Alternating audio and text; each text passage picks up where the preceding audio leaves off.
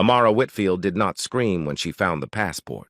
She stood barefoot in the marble foyer of her father's mansion, rain dripping from her hair, her hands shaking around the document she had protected for months. But the page that mattered was gone. No visa sticker, no stamped approval, only a torn edge where someone had ripped away the future she had fought for. Across the room, beneath the chandelier, Celeste Whitfield adjusted a diamond bracelet and said softly, "Amara, calm down before you embarrass this family." Amara looked up through tears. "Where is it?" Celeste never looked cruel. She looked elegant, controlled, almost kind. "Where is my visa?" Amara asked again. From the staircase, Brielle Whitfield came down in a cream blouse, holding Amara's brown document folder. That folder had her admission letter, scholarship confirmation, sponsorship papers, bank statements, medical clearance, and every document for the student visa that was supposed to send her to London in 3 weeks. Brielle smiled like someone stepping into a dress that was never meant for her. Celeste finally turned. "Your opportunity was wasted on you." 2 years earlier, Amara had believed hard work could protect her. She woke every morning at 5:10, before the housekeepers arrived, before her father's driver entered the courtyard, before Celeste floated downstairs in perfume and pearls. Amara sat at the kitchen island with scholarship essays and a cracked laptop. The mansion had 12 bedrooms, but none of it felt like hers. Her father, Marcus Whitfield, owned a construction company. People called him self-made. In interviews, he spoke about legacy and family values. At home, he avoided hard conversations. "Dad, I got shortlisted for the International Futures Scholarship," Amara told him one morning. Marcus looked up from his phone. "That's good, sweetheart. It covers most of tuition. I still need proof of living expenses and a sponsor letter. Send the requirements to Celeste.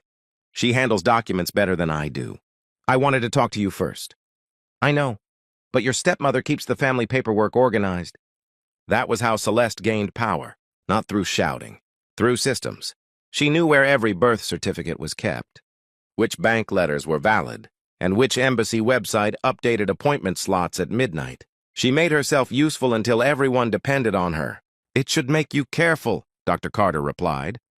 "Immigration documents are not casual papers. Keep copies. Scan everything. Know your deadlines. Never hand originals to anyone unless the embassy or an official office requires it." Dr. Carter's warning flashed in Amara's mind. Documents are power, and originals should never disappear into someone else's hands. She had ignored the fear because family was supposed to be safe. Dr. Carter leaned forward. "And ask questions when something feels wrong. Confusion is where people get controlled." When Westbridge accepted her in March, Amara cried in the school bathroom. The email offered admission to the Global Education and Development Program. 2 weeks later, the scholarship committee confirmed 70% tuition support. "To Amara," he said. "First Whitfield to study abroad." "So she gets London," Brielle said. "And I'm stuck here?" "I worked for this," Amara said. Brielle laughed. "You worked because you have nothing else." "She did work hard," Celeste said. "But opportunities should strengthen the family, not divide it." The visa process began in April. Amara gathered her passport, admission letter, scholarship contract, accommodation proof, health screening, sponsorship letter, bank statements, travel insurance, and visa fee receipt. She created digital folders, printed copies, and labeled each sleeve. Celeste smiled from behind him. "I'll prepare the final packet. Embassies are strict about order." "Of course," Celeste said. "But your father's financial papers involve private accounts." Marcus cleared his throat. "Let Celeste help. It's easier." The embassy interview was scheduled for May 18th. Amara wore her navy dress, carried her folder, and answered every question honestly. Why Westbridge? Who would sponsor her? Whether she understood student visa rules? She explained everything clearly because she had earned everything honestly. 3 weeks later, an email arrived. Her passport and decision documents were ready for collection. Celeste appeared at the doorway. "Collection requires identification, doesn't it?" "Yes, I'll go tomorrow." "I have a meeting near the center," Celeste said. "I can collect it for you. Less stress. Thank you," she said, "but I should collect my own passport." The next day, Amara collected the sealed package herself. Inside was her passport with a temporary entry visa, valid for her travel window. That evening she showed Marcus. First, Celeste insisted the passport be placed in the family safe, because travel documents can be stolen. Amara refused. Then Marcus repeated the request, saying it was only until departure. Amara placed the passport in the safe with her own hands. She did not see Celeste note the code over Marcus's shoulder. But that night, the safe would not open. Celeste said Marcus had changed the code after a security audit. Marcus said he was tired and would open it in the morning. In the morning, Brielle announced she had suddenly been accepted into a European Summer Pathway program. "It's last minute," Brielle said, glowing. "But Mom fixed everything." "What visa is she using?" Celeste laughed softly. "Amara, not every trip is about you." For 2 days, Amara was denied access to the safe. Each excuse sounded reasonable alone. Together, the excuses became a wall. He looked exhausted. "Celeste said your departure was postponed." "My departure was not postponed. Orientation starts in 3 weeks. She said there was an issue with your documents." "I don't know, Amara. Please, I can't deal with this tonight." Amara searched Celeste's office and found her brown folder hidden behind gala invitations. Her admission letter was there. Scholarship papers, receipts, but the passport was missing. Amara walked to the staircase and saw Celeste, Brielle, and a travel consultant on speakerphone. Amara descended slowly. "What did you do?" Marcus appeared behind them, pale and confused. "What's going on?" Amara reached for her passport. Celeste pulled it back. Celeste sighed. "You were never ready for London. My name is on that visa." "Your name is on paper," Celeste said. "But this family paid for the process." He looked at Celeste, then at the floor. And in that silence, Amara understood. Her father had not planned it, but he had allowed it. For the first time, the mansion felt less like a home and more like a courtroom where Amara had already been sentenced. Brielle lifted the folder. "Mom found a way to transfer the opportunity." Brielle looked at the folder as if it were a ticket to a better identity, not evidence of someone else's sacrifice. "That's not how visas work," Amara said. "You can't just take mine and become me." Celeste's expression hardened. "Do not be dramatic. Brielle has a chance to reinvent herself. You will survive. Girls like you always do." Amara grabbed the passport from Celeste's hand. Then she opened it. The visa page had been removed. Amara held the damaged passport against her chest and cried without sound. "You should thank me," she whispered. "Now you can stop dreaming above your place. You think this is over because you destroyed a page." Celeste smiled faintly. "No, Amara, I think it is over because no one will believe you." At that exact moment, Amara's phone vibrated. "Amara, call me immediately. Westbridge just contacted me. Someone submitted a withdrawal request in your name." Her hands froze. And for the first time that night, Celeste looked afraid. She stood frozen. Celeste Whitfield's fear lasted less than a second. Then the mask returned. "What does the message say?" Marcus asked. Amara stepped backward, gripping the damaged passport so tightly that the paper bent beneath her fingers. Rain hit the mansion windows. While the grandfather clock near the staircase ticked loudly, Dr. Evelyn Carter had sent another message. "Call me now. Do not respond to anyone before we speak." Celeste crossed her arms calmly. "You should answer your mentor later. We're discussing family matters." "This stopped being family the moment you stole from me," Amara replied. Brielle rolled her eyes. "You're acting like someone died." "Something did." Marcus finally moved forward. "Celeste, tell me exactly what happened." Celeste looked at him with wounded elegance. The expression she used whenever she needed control without confrontation. "Marcus, your daughter is emotional. I was trying to protect both girls." "By destroying my passport?" "You were not financially prepared to live abroad alone," Celeste said. "One mistake overseas could ruin your future." Brielle needed structure and guidance. The program suited her better. "That visa was attached to my admission. The university can be contacted." Amara stared at her in disbelief. "You really think institutions work like stolen jewelry?" Celeste's voice sharpened slightly. "Do not disrespect me in this house." "In this house?" Amara laughed bitterly. "I studied in this house while Brielle spent nights partying. I earned every document in that folder." Brielle stepped closer. "You always thought you were better than everybody." No, Amara said quietly. I just worked harder. The silence that followed hit harder than shouting. Marcus loosened his tie. Celeste, tell me you didn't file anything under Amara's name. Celeste hesitated. That hesitation answered everything. Amara opened the email fully. Westbridge University informed her that an online withdrawal request had been submitted 12 hours earlier from a private device. The sender claimed personal family circumstances prevented attendance and requested scholarship cancellation. Her stomach turned cold. They tried to erase me before I even left, she whispered. Dr. Carter called again. Amara answered immediately. Listen carefully, Dr. Carter said. Her voice remained calm, but Amara could hear urgency underneath. Do you still have your admission number? Yes. Good. Do you still have scanned copies of your scholarship documents? Yes. Then breathe. Universities and immigration offices track records carefully. Nothing disappears because one person says so. Celeste watched silently from across the room. Dr. Carter continued, Amara, I need you to understand something important. Student visas are connected to identity verification, biometric data, and institutional records. Nobody can legally transfer your visa to another person. Brielle's confidence flickered. But someone damaged my passport. That creates a problem, Dr. Carter admitted, but not the end. You must report the damage immediately and protect your records before anyone changes additional information. Celeste finally interrupted. You're filling her head with drama. Dr. Carter heard her through the phone. And you are? Her stepmother. I see, Dr. Carter replied. Then you should already know document tampering can carry criminal consequences. Marcus looked up sharply. Criminal? Celeste's composure cracked for the first time. Nobody tampered with anything. The visa page detached accidentally. Visa pages do not accidentally tear out of passports, Dr. Carter said coldly. Amara suddenly remembered the safe, the delayed excuses, the changed code, the hidden folder, the withdrawal request. This had not been impulsive. It had been planned.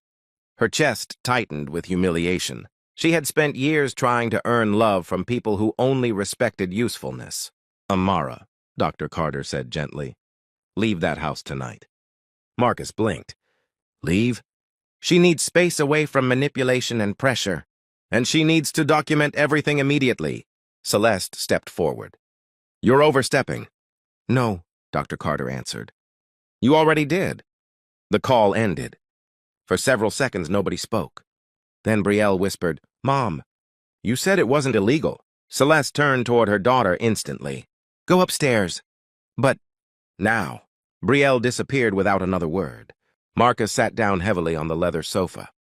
Celeste, please tell me you didn't do this because Brielle was jealous. You always favor Amara emotionally, Celeste snapped. Do you know what it feels like watching your daughter come second in her own home? Marcus looked stunned. Second? Brielle has everything. She has attention, Celeste corrected. Not respect. Amara listened quietly. For years, she had believed Celeste hated her personally. Now she realized something darker. Celeste hated what Amara represented. Discipline. Potential. Proof that effort mattered more than image. Celeste looked toward Amara again.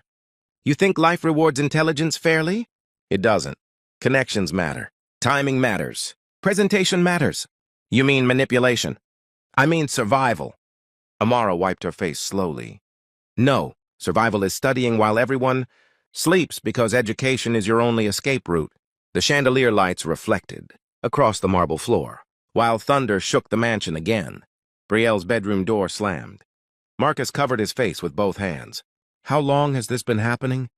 Celeste laughed, but there was exhaustion in it now. Long before tonight. Amara remembered small things she once ignored. Scholarship emails disappearing from the printer tray, bank appointments suddenly rescheduled. Celeste insisting on controlling timelines. Brielle casually mentioning details she should never have known. Even the embassy appointment almost failed. Because someone canceled her transport. Reservation hours before departure. It was never random. Why? Amara asked quietly. Celeste stared directly at her. Because girls like you leave. You study, succeed, travel, and never come back. Then people like Brielle become invisible beside you. Marcus lowered his hand slowly. You destroyed Amara's future to protect Brielle's ego? No, Celeste said. I delayed one future to save another. Amara almost laughed at the cruelty hidden inside that sentence. Her phone buzzed again. Unknown number, she answered cautiously. Miss Whitfield? A man asked. This is Daniel Reeves from Westbridge International Admissions. We received conflicting communications regarding your enrollment. Amara moved farther from Celeste instinctively. I never withdrew. I suspected that, Daniel said. Your mentor contacted our office. We flagged the request because the writing style didn't match previous submissions. Celeste's expression changed. Fear. Real fear, Daniel continued. You should also know somebody. Attempted to access your scholarship portal this afternoon. Marcus stood up immediately. Celeste. But Celeste did not answer him. She looked at Amara with calculation, measuring damage. Daniel lowered his voice. Miss Whitfield, if fraud occurred, protect every email, document, and screenshot. Universities take identity misuse seriously. I understand. And one more thing, he added. Your scholarship board chairman personally reviewed your academic file tonight. Amara swallowed hard. Why? Because very few applicants achieve your evaluation score. The room became silent. Daniel spoke carefully. Miss Whitfield, they don't want to lose you. Amara slowly lifted her eyes toward Celeste. For the first time since the betrayal began, the balance inside the mansion shifted, not because revenge arrived, but because the world outside, that house was finally starting to see her value too.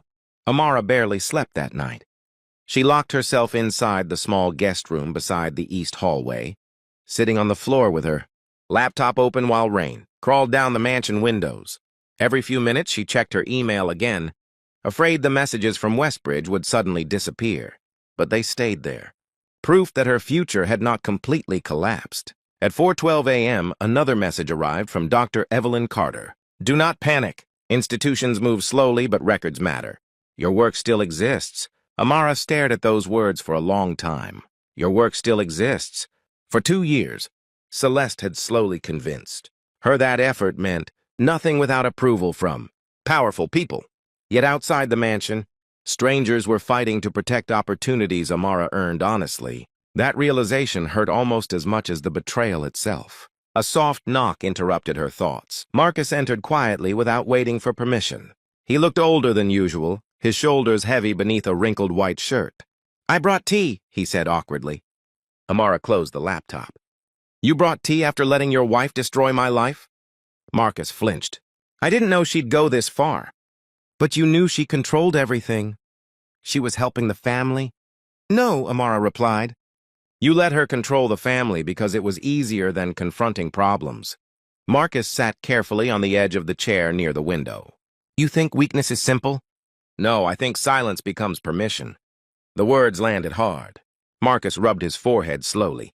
After your mother died, I didn't know how to hold things together. Celeste stepped in. She organized finances, schedules, business dinners, everything. And eventually she controlled you too. He said nothing. Amara remembered being 13 years old. Standing outside Marcus's office while Celeste calmly explained why Brielle deserved private tutoring and Amara should learn independence instead. Marcus had agreed, without even looking up from his desk. Back then it felt small. Now she understood those moments built the entire system. Did you know she filed the withdrawal request? Amara asked. No, but you still trusted her with my documents. Marcus closed his eyes briefly. I thought family meant trust. Family should mean protection. He looked ashamed. For the first time in years, Amara almost felt sorry for him. Marcus Whitfield was not evil. He was simply the kind of man who avoided conflict until stronger personalities ruled his life completely, and people like Celeste understood men like him perfectly. Downstairs, voices suddenly echoed through the hallway. Brielle was crying. I never asked for this, she shouted. Celeste answered sharply, Lower your voice. You said everything was legal. Because it should have been simple. Amara and Marcus exchanged a glance. Then another voice joined the argument. Dr. Evelyn Carter. Amara stood instantly. What is she doing here? Dr. Carter entered the mansion wearing a dark raincoat, carrying a leather folder beneath one arm. She looked completely calm despite the tension filling the house. Celeste descended the staircase slowly. "You invited yourself into my home?" "No," Dr. Carter replied. "Marcus invited me 20 minutes ago." Celeste turned toward Marcus with disbelief. Marcus avoided her eyes. That small act changed something inside the room. For years, Marcus followed Celeste's lead automatically. Now finally, he had chosen another side, even if weakly. Dr. Carter placed the leather folder on the dining table. "I spoke with legal advisors this morning." Celeste crossed her arms. "You're treating a family misunderstanding like a criminal case." A passport was damaged. Academic records were manipulated. Fraudulent withdrawal attempts were submitted. That goes beyond misunderstanding. Brielle looked pale. "Mom!" Celeste ignored her daughter completely. Dr. Carter opened the folder carefully. "Amara, sit down." Inside were printed copies of every document connected to her admission process. Scholarship confirmations, recommendation letters, embassy records, and correspondence from Westbridge. "You kept copies of all this?" "I teach students preparing for international programs," Dr. Carter said. "I learned years ago that paperwork disappears when insecure people feel threatened." Celeste's jaw tightened. Dr. Carter continued calmly. "Educational migration creates power shifts inside families. Sometimes relatives become supportive. Sometimes they become resentful." Brielle suddenly whispered, "You make us sound horrible." Dr. Carter looked at her kindly. "No, I make the situation honest." That honesty felt heavier than anger. Amara opened one of the printed reports. Her scholarship evaluation included comments from board members she had never seen before. Exceptional analytical ability, strong leadership potential, high resilience under pressure. Her throat tightened unexpectedly. Nobody inside the mansion had ever described her that way. Celeste noticed the emotion immediately. "Don't fill her head with fantasies. Thousands of students study abroad every year." "Yes," Dr. Carter replied. "But very few overcome obstacles like this without giving up." Amara looked down quickly, embarrassed by the praise. Celeste laughed softly. "You're turning her into a victim." "No," Dr. Carter said. "You already tried to turn her into one. I'm reminding her she still has choices." Marcus finally spoke again. "Can the visa be restored?" Dr. Carter nodded carefully. "Possibly.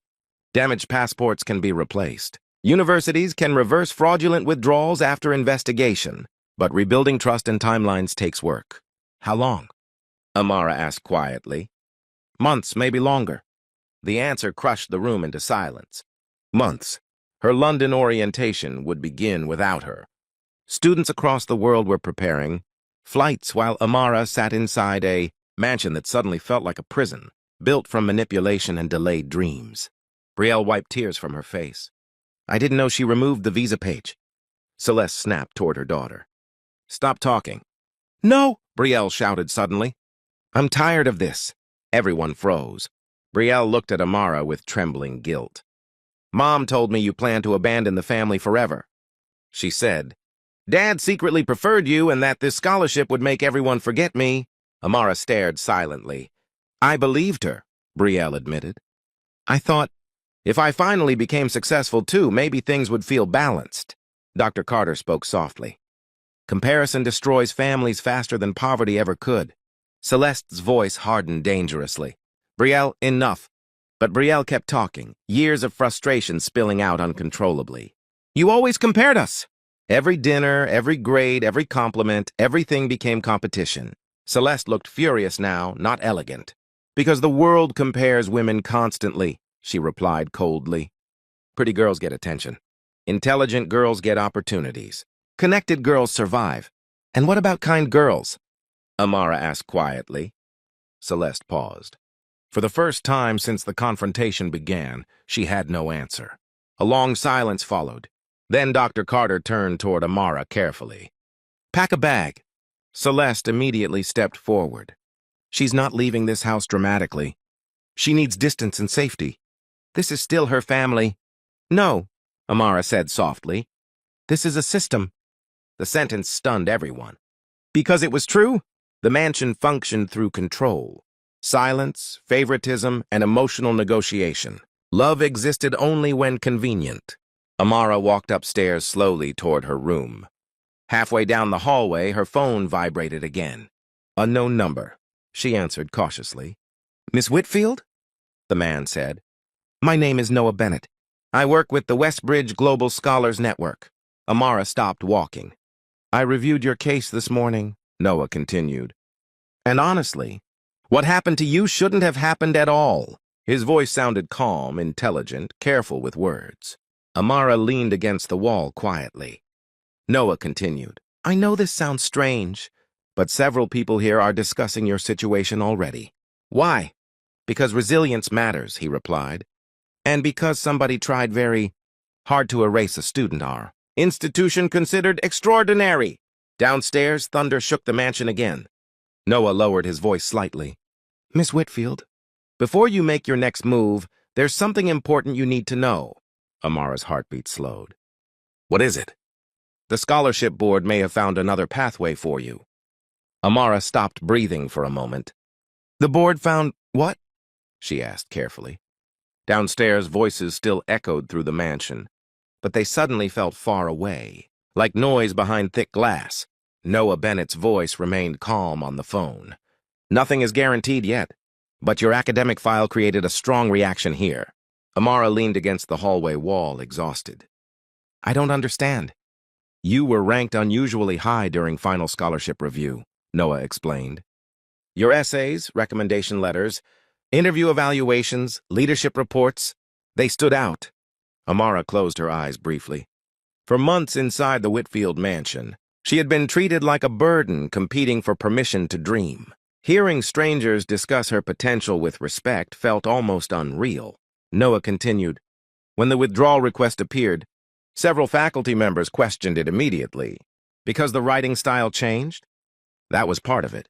But mostly because your mentor spoke highly of your discipline. People who fight that hard rarely disappear overnight without explanation. Amara swallowed carefully. So what happens now? The university cannot restore a damaged passport for you, Noah said. But there may be another option, involving deferred enrollment and emergency sponsorship support. Her heartbeat quickened.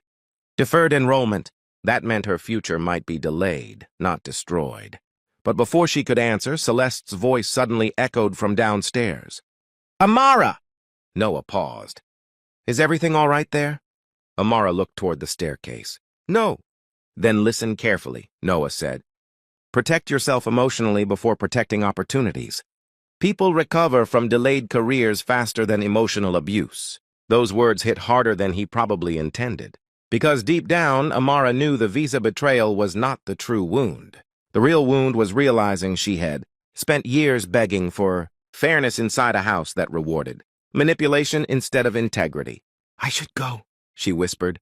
One more thing, Noah added. Amara waited quietly. You are not behind in life because someone sabotaged you. Some journeys simply begin through detours. The call ended. Amara remained still for several seconds before walking downstairs again. The atmosphere inside the mansion had changed completely. Marcus sat silently near the fireplace. Brielle looked emotionally drained. Dr. Carter reviewed documents at the dining table, and Celeste stood near the massive windows, staring into the storm outside like someone calculating survival. When Celeste turned around, her composure looked thinner than before. You're leaving? She asked. Yes. For how long? Amara picked up her bag slowly. Long enough to remember who I am without this house. Celeste crossed her arms tightly. You're being dramatic again.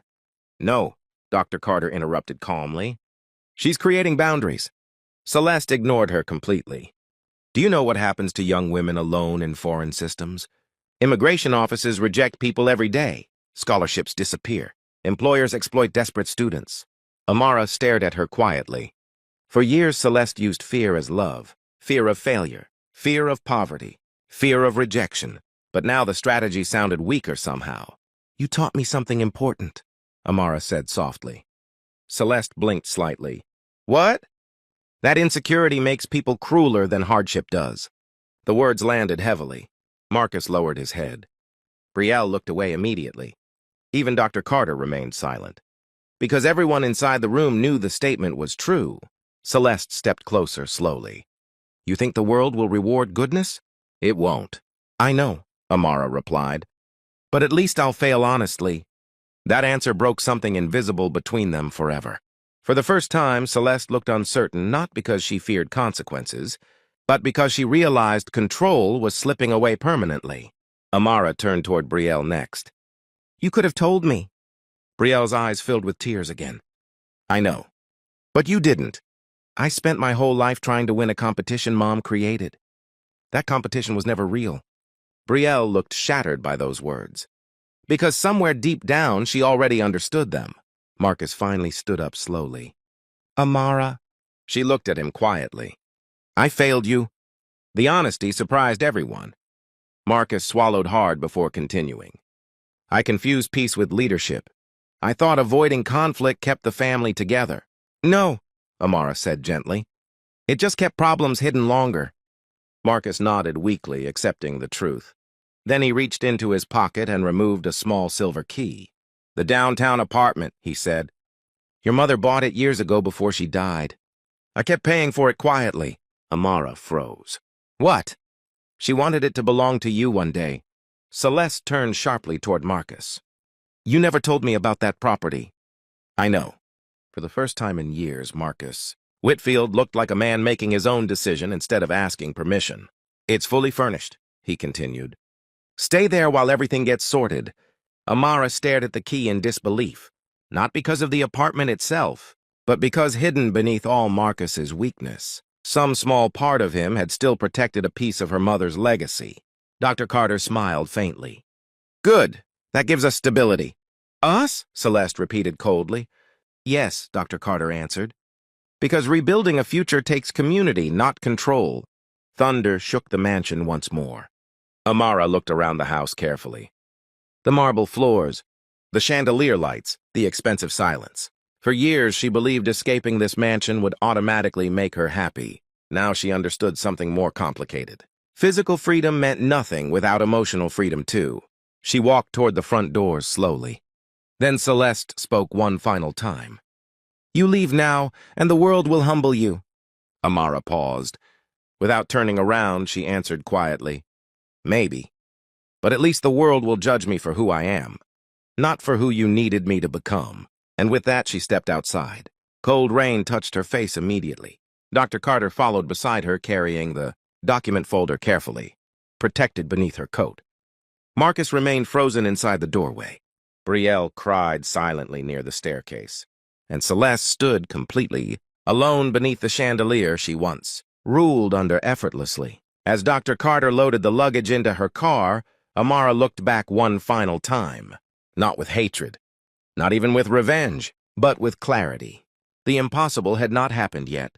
No miracle had saved her. No billionaire secretly appeared. No magical revenge destroyed her enemies overnight. Instead, something quieter had begun.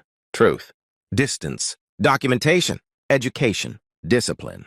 The kinds of things that rebuild lives slowly but permanently. Amara entered the passenger seat quietly. Dr. Carter started the engine. Where do we begin? Amara asked softly. Dr. Carter smiled faintly through the rain-covered windshield. With the next document. As the car pulled away from the mansion, Amara's phone vibrated one more time. A new email notification appeared from Westbridge University. Subject: Emergency Leadership Fellowship Review Request. Amara opened it slowly. Then her eyes widened. Because attached beneath the message was an invitation nobody in her situation was ever supposed to receive.